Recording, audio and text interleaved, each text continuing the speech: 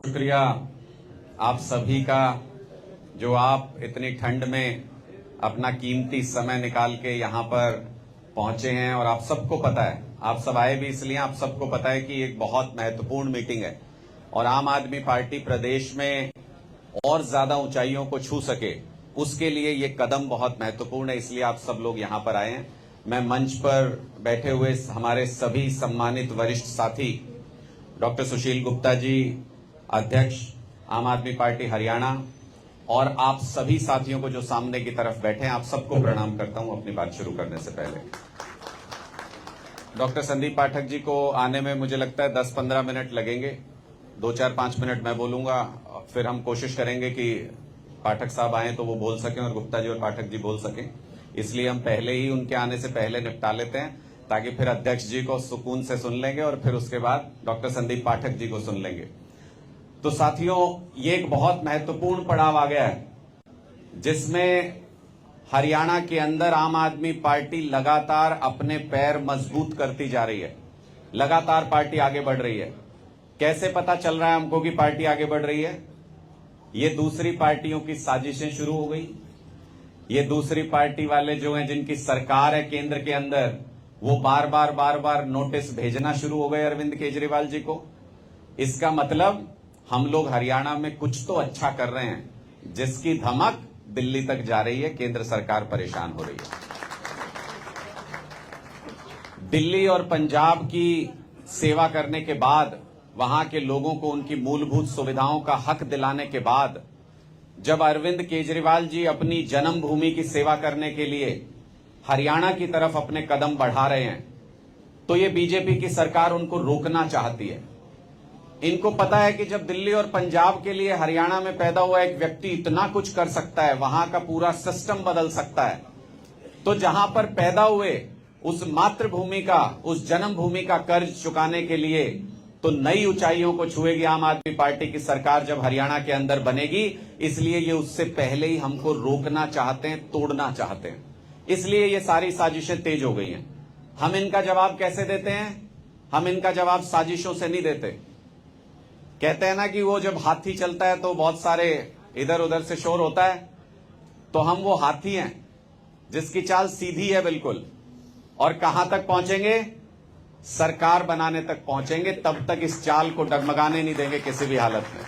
बीच में ये साजिशें भी करेंगे, बीच में ये आपको तोड़ने की कोशिश भी करेंगे, आपको जेल में डालने की कोशिश करेंगे।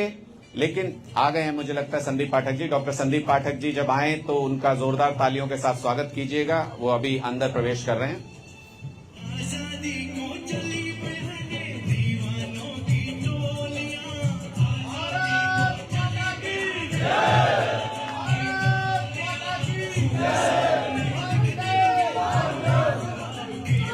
जोरदार तालियों के साथ डॉक्टर संदीप पाठक जी का स्वागत कीजिए, जोरदार तालियों के साथ।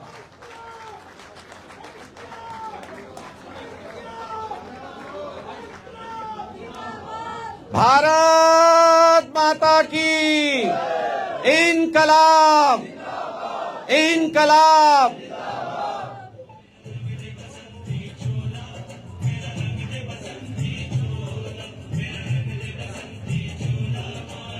थोड़ा थोड़ा खिसक जाओ, जगह बना लो।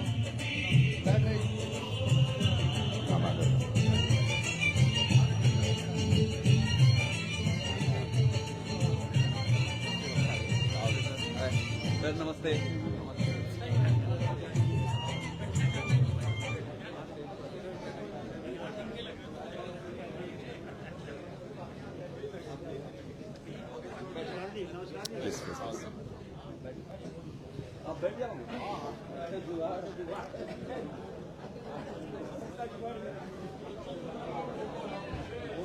सारे साथी अपनी अपनी जगह ले लें।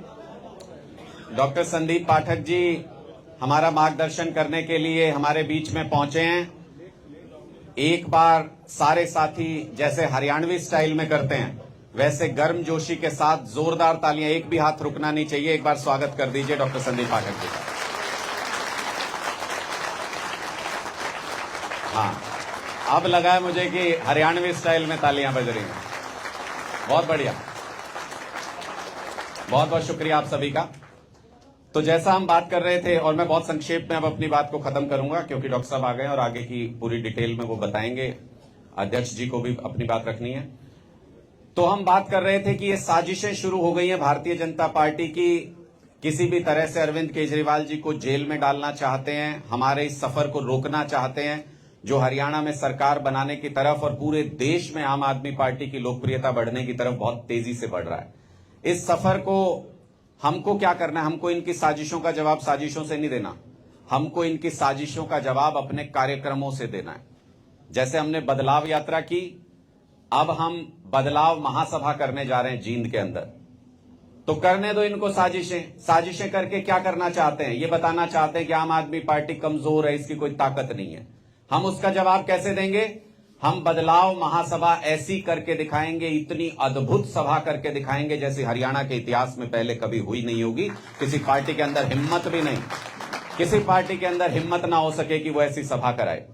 संख्या उतनी महत्वपूर्ण नहीं होती है, संख्या महत्वपूर्ण है, संख्या से आपकी ताकत दिखती है, लेकिन उससे भी ज्यादा महत्वपूर्ण जो एक चीज है, जो मैं आपके सामने हाथ जोड़ के आप लोगों से निवेदन करता हूं, हमको कोशिश ये करनी चाहिए कि हरियाणा में 7,000 के आसपास गांव हैं, 1,000 से ज्यादा वार्ड है शहरों के अंदर, एक भी गांव और एक भी वार्ड ऐसा नहीं बचे जहां से कोई व्यक्ति इस बदलाव महासभा में आया ना हो।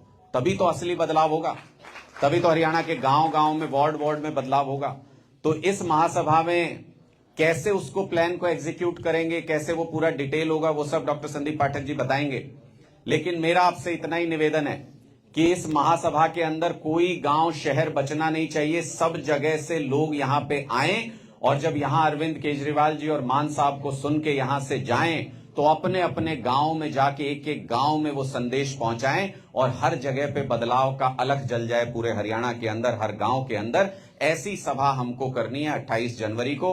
आप सब लोग अपनी क्षमता अनुसार ताकत लगाएंगे, ये मैं जानता हूं, और आम आदमी पार्टी के कार्यकर्ता जब भी अपनी क्षमता अनुसार अपनी ताकत लगाते हैं तो कुछ न कुछ अजूबा ही खड़ा करते हैं। ये सारा हिंदुस्तान जानता है, ये पूरा देश जानता है। आजकल एक बात और चल रही है, आप लोगों को भी सड़क पे सुनने को मिलती होगी, ये मोदी जी भी गारंटी दे रहे हैं आजकल। सुना है, हमारी नकल कर रहे हैं। हलवाई की दुकान पे देखा है कहीं लिखा होता है कहीं कहीं, क्या? नकलचियों से सावधान, हमारी कोई ब्रांच नहीं है। असली गारंटी किसकी है? किसकी है असली गारंटी? जैसे राजस्थान में इन्होंने कहा 450 का सिलेंडर देंगे, फिर चुनाव हुए, 2 ही दिन हुए थे, पलट गए संसद के अंदर, बोले नहीं देंगे। तो इसका मतलब इनकी गारंटी भी जुमला है। राजस्थान में बोले किसानों को 2700 रुपए में गेहूं खरीदेंगे। गारंटी है तो मोदी जी की गारंटी है तो पूरे देश में लागू होनी चाहिए ना। अभी तो राजस्थान में भी नहीं हुई। हरियाणा के किसानों ने क्या खोट किया है? यहां पे 2700 रुपए में गेहूं क्यों नहीं खरीद सकते? तो ये सारी चीजें ये बताती हैं कि इनकी गारंटी बोगस है, और देश में अगर कोई असली गारंटी दे सकता है तो वो सिर्फ और सिर्फ अरविंद केजरीवाल जी हैं। हम उन्हीं के परचम को लेके चल रहे हैं, हम उन्हीं के नाम को आगे लेके चल रहे हैं, इसलिए आप सबकी और हमारी क्रेडिबिलिटी है, उनके नाम से हमारी क्रेडिबिलिटी है। तो उस क्रेडिबिलिटी को गांव गांव तक पहुंचाएं, सब लोगों के बीच में पहुंचाएं। मैं आपका एक बार फिर धन्यवाद करता हूं, और कल हमारे कुछ नए पदाधिकारियों का अनाउंसमेंट हुआ है, उन सबको भी बहुत बहुत बधाई देता हूं कि वो इस सफर में हमारे हिस्सेदार बने, हमारे साथी बने। आप सबका बहुत बहुत शुक्रिया यहां आने के लिए, बहुत बहुत धन्यवाद।